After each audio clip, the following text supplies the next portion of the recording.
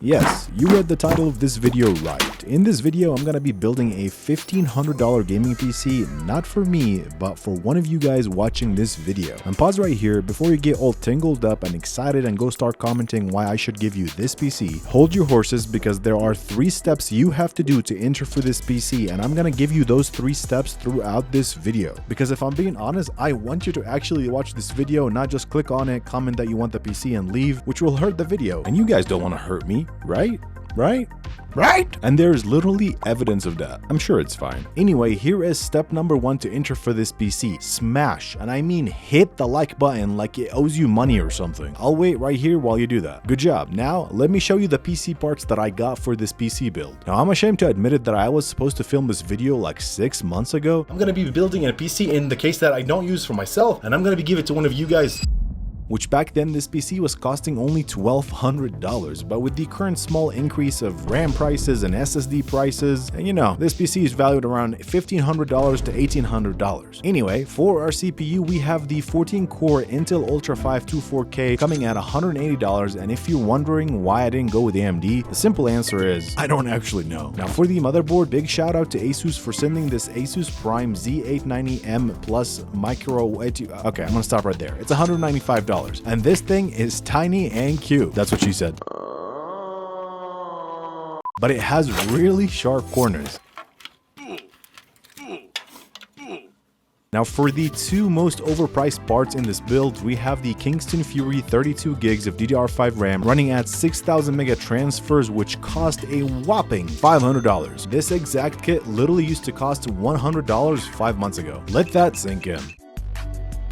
And for storage, we have the Acer Predator 1TB M.2 SSD for $170. That's literally 3 times what it used to cost. What is happening? Okay, enough drama. For the graphics card, massive thank you again to Asus for sending this RTX 5060 for this project. This is a 2-fan card and it has a really cool sleek design. And for the rest of the parts, we also have the Asus TUF 850 watt PSU. And to cool our processor, we have the GameIdeas Xion P5 360mm AIO with an LCD screen. We got some sick RGB fans, and we get to build it in this cute little guy. This is the GameIdeas Athena M4M PC case that has this cool wooden accent down here, and I actually have the same PC case in my racing simulator, and I can tell you it's great. Before we continue building this PC, today's video is brought to you by the newly released Corsair Frame 5000D Wood Edition. This PC case encapsulates the perfect airflow and aesthetics with its premium wood front panel, giving it a luxury feeling, and under that it now includes 2 200mm fans under here for improved airflow. Now looking at the side of the new 5000D, it features a full-length glass panel giving you an entire view for your components. So if you're ready to build your next PC in this beauty, you can learn more about it in the link down there. And now that I've told you all the parts, let's actually build this thing. First thing we gotta do is prep our motherboard, starting with seating the CPU onto the socket, matching the same arrow direction in the corner and locking it in. Then comes the most satisfying thing.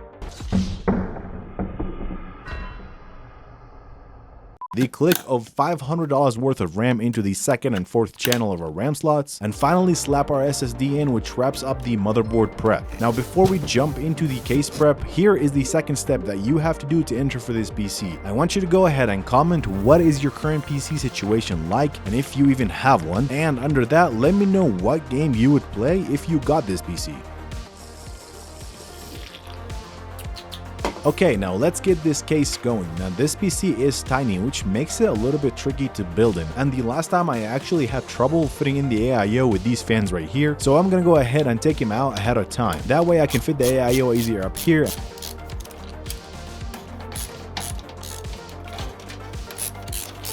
And speaking of, let's go ahead and mount this AIO up here. Man, this thing is beefy.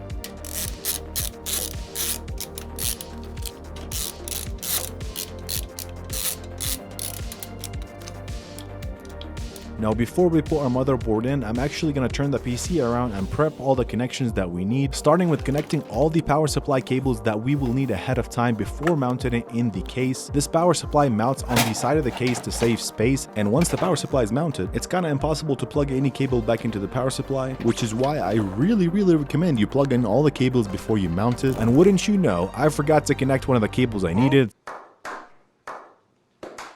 I had literally to take this thing back out and redo it. Anyway, I went ahead and added the extension cables that we're going to be using to add some pizzazz, and routed all the cables through the front cutouts where they'll be connected to the motherboard, and then did a small amount of cable management. You're welcome. Okay, now it was time to slap this motherboard into the PC, and awkward. Somebody should have installed the AIO after the motherboard, but they thought they knew what they were doing. Trust me, bro, I'm a professional. Anyway, I ended up removing some fans to be able to shove this thing and screw it all, but then trying to fit my fat sausage fingers to connect the CPU power cables took literally an entire 15 minutes and a bunch of cuts from the motherboard heatsink shield. I guess that's why they call it a shield. I just realized that. But we got it done. Oops, I forgot to install the Intel bracket for this AIO cooler. Again, trust me, bro, I know what I'm doing. But thankfully, this case actually came with a removable tray that you can take out to install your bracket, just in case you did what I did here. Anyway, I lathered thermal paste on the CPU and installed the AIO on the motherboard, and now it was time to connect all the motherboard connections, which left us with one thing. Well, actually two things. One is to install our RTX 5080 GPU in here, and the second thing is the last step that you guys need to do to enter for this PC, which you have to subscribe to my channel, then take a quick screenshot of it, and go direct message me on Instagram showing that you've completed all 3 steps, which will lock in your entry, and might as well follow me while you're there. And now you have officially entered for this gaming PC. But for the moment of truth, will the PC that I just built for one of you guys turn on from the first try?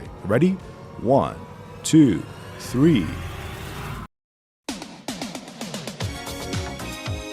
No, actually, does it work? Yeah, it does. I told you I'm a professional. Man, this PC turned out fire. It looks really, really good. I don't often build black gaming PCs because I prefer white ones, but this one turned out super, super fire. And whoever actually wins this thing, you better send me a picture of this thing in your setup because I'm sure it's gonna look good. But now that the PC is actually built, it was time to do a fresh install of Windows with all the drivers and to do some gaming. So I brought over a 1440p OLED gaming monitor to see how good it's gonna look, and then booted into Fortnite at 1440p with DLSS and high and ultra settings, and we were getting over 200 FPS constantly. The gameplay was buttery smooth and I was getting so many kills. Nah, that's a lie. I literally only got 1 kill, but the game looked really good and ran really well. But next I wanted to run something that is more demanding on the graphics card, so I booted the new Forza Horizon 6, and I gotta tell you guys, I've been grinding this game non-stop. It looks so good. And on this PC, I ran it at 1440p at ultra settings, no upscaling. Do you hear me? There's no upscaling here. Literally raw 1440p with ultra settings, and we were getting anywhere between 70 to 90 FPS. The game looked so good, and I was,